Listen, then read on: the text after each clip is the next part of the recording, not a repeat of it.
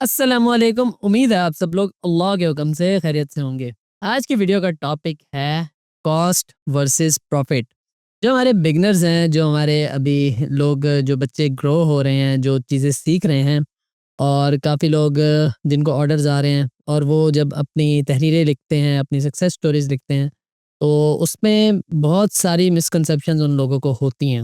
और ख़ासकर वो लोग स्पेशली जिनका ताल्लुक बिज़नेस से नहीं है, जो बिज़नेस की नॉलेज नहीं रखते, तो वो इसमें अक्सर हमाकत कर जाते हैं और इस वजह से अक्सर उनको ताने भी खाने पड़ते हैं और उनका मजाक भी उड़ाया जाता है। तो ये जो चीज़ है ना, इस बारे में बहुत कम लोग बात करते हैं जिस टॉपिक पर मैं बात कर रहा हूँ। तो जो आपकी सेल और प्रॉफिट, इसमें फ़र्क क्या है, उसको मैं प्रॉपर तौर पे एक्सप्लेन करूँगा आज। अभी रिसेंटली कुछ पेजेस ने मुझे फ़ीचर किया है और उसमें ये तज़किरा है कि मैंने 5 सालों के अंदर 1 करोड़ रुपए जो हैं, वो उसकी जो सेल्स हैं, वो जनरेट की हैं, ठीक है? अब जब कोई सुनता है 1 करोड़ रुपए, तो वो ज़ाहिर-सी बात है एक बड़ा नंबर लगता है, एक बड़ी अमाउंट है, हैवी अमाउंट है। लेकिन इसके पीछे की जो रियलिटी है वो क्या है, इस चीज़ को कई लोग समझते नहीं हैं और कई लोगों को फाइनेंसिंग और इस तरह का नॉलेज होता ही नहीं है। तो उसी चीज़ को मैं ज़रा अभी एक्सप्लेन करने लगा हूँ कि ये मेरे हिसाब से, और जो मैंने अभी काम किया, जितना काम किया उस हिसाब से ये बहुत कम पैसे हैं और मैंने कोई इतने ज़्यादा पैसे ये नहीं कमाए। और इसमें से जो मेरी अर्निंग है, वो 1 करोड़ में जो अर्न किया है, वो मतलब वो सेल्स हैं, वो अर्निंग मेरी नहीं है। कैसे, इसको मैं एक्सप्लेन करता हूँ, आइए मेरी स्क्रीन पर। अच्छा, ये मैंने कैलकुलेटर में ये देखें, ये 1 करोड़ रुपया एंटर कर दिया, ये है मेरे 5 साल की सेल, ठीक है? इसको मैं डिवाइड करूँगा 5 के ऊपर, ठीक है?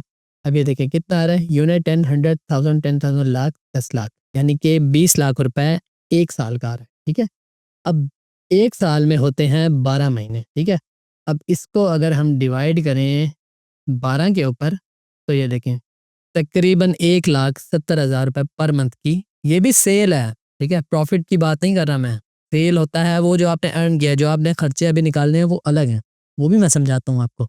तो सबसे पहले आपने ये फिगर देखा, ठीक है? जो 1,70,000 रुपए पर मंथ बन रहा है, लेकिन ये भी मैंने इकट्ठा नहीं कमाया, ठीक है? और इसमें बहुत सारे इस तरह के फैक्टर्स हैं जिनको मैंने अभी एक्सप्लेन करना है और आपको मैं थोड़ी-सी फाइनेंसिंग सिखाने वाला हूँ। अच्छा, ये मेरा एक वेडिंग इवेंट है जो उसकी टोटल अमाउंट है 1,30,000 रुपए, ठीक है? ये मैंने इवेंट कवर किया था पिछले साल, ठीक है? अब ये जो टोटल अमाउंट है, इसमें से मेरी सेल कितनी है और मैंने प्रॉफिट कितना किया, मैं इसकी आपको एग्जांपल अब देने लगा हूँ। अब ये देखें, ये वही वाली एक्सपेंस शीट है, ये देखें, ये 50,000 रुपए जो है ये मैंने टीम को पे किया है, ठीक है?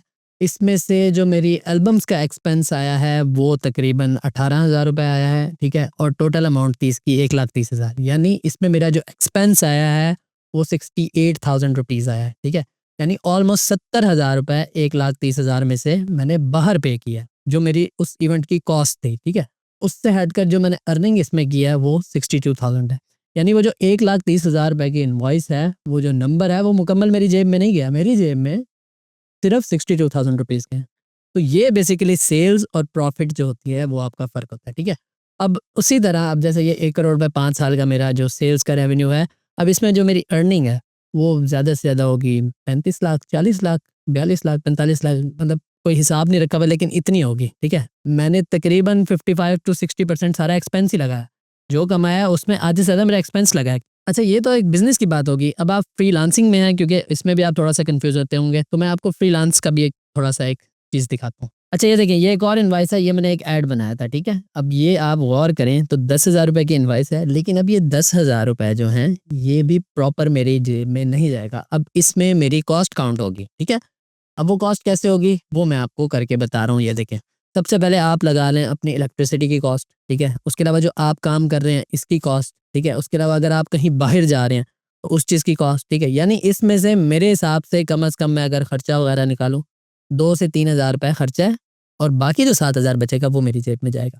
तो इस चीज़ में आप लोग बहुत ज़्यादा कन्फ्यूज़ होते हैं। आपको $5, $10 का इस तरह का ऑर्डर आता है, आप शुरू हो जाते हैं, लेकिन उसमें आप अपनी एक्सपेंस जो है उसको काउंट, अब आप लोग ₹1,000 का, ₹2,000 का, ₹5,000 का एक काम कर रहे हैं, ठीक है? अब उसमें जो आपकी अर्निंग है, वो कितनी है? वो ज़्यादा से ज़्यादा ₹3,000 है। उसी तरह अगर आप $5 का अगर एक प्रोजेक्ट कर रहे हैं, तो उसमें से 20% आपका फाइवर कट कर लेगा, ठीक है? उसके अलावा जो आपकी ये वाली कॉस्ट है, पीछे आपको बचेगा क्या? ₹600-700। इससे बेहतर आप लोकल में काम कर लें। तो इस फाइनेंसिंग की आप लोगों को बहुत ज़्यादा कमी है, इस चीज़ के बारे में आपको कोई भी गाइड नहीं करता। तो आप अगर कोई चीज़ बुक कर रहे हैं, आप कोई काम कर रहे हैं, तो उसमें अपनी इन चीज़ों की कॉस्ट लाज़मी तौर पे निकाला करें, ठीक है? और आपको अगर कोई ये बंदा बता रहा है कि यार मेरी इतनी, अब देखें मैंने हर जगह एक लफ्ज़ लाज़मी यूज़ किया है, सेल्स, ठीक है? मैं इसको अर्निंग भी कंसीडर कर सकता था, मैं कह सकता था मेरी अर्निंग है। पहले मुझे भी इस चीज़ का नॉलेज नहीं था, मैं जो भी कमा के आता था, जो खर्चा लगता था, मैं समझता था ये मेरी अर्निंग है, वो तो मैं खर्चा लगा रहा हूँ ना। लेकिन वो बेसिकली आपकी अर्निंग नहीं है, वो आपकी सेल है। सेल में और प्रॉफिट में बहुत ज़्यादा फ़र्क होता है। तो आप कोई भी प्रोजेक्ट करने लगें तो उसमें आप अपनी कॉस्ट को डिफ़ाइन करें। आप अपने खाने को डिफ़ाइन करने, अपने काम करने को डिफ़ाइन करें, अपने इलेक्ट्रिसिटी को, अपने वाई-फाई को, अपने इक्विपमेंट को, इस तरह की चीज़ों को रख कर फिर अपनी कॉस्ट को जो है वो आप बढ़ाएँ, ठीक है? ज़ाहिर-सी बात है मार्केट के हालात जो हैं उसमें आपको कम रेट पर काम करना पड़ता है, करें, नो इश्यू। लेकिन उसमें आप देखें आपको बच कितना रहा है। अगर आपको पर प्रोजेक्ट में अगर आपको 60 टू 70% अगर अर्निंग हो रही है, जो प्रॉफिट हो रहा है, फिर तो सही है, फिर आप करते रहें। लेकिन उसमें आपको अपने ऑर्डर्स की रेशियो को बढ़ाना पड़ेगा। आपका काम फिर डेली बेस पर होना चाहिए।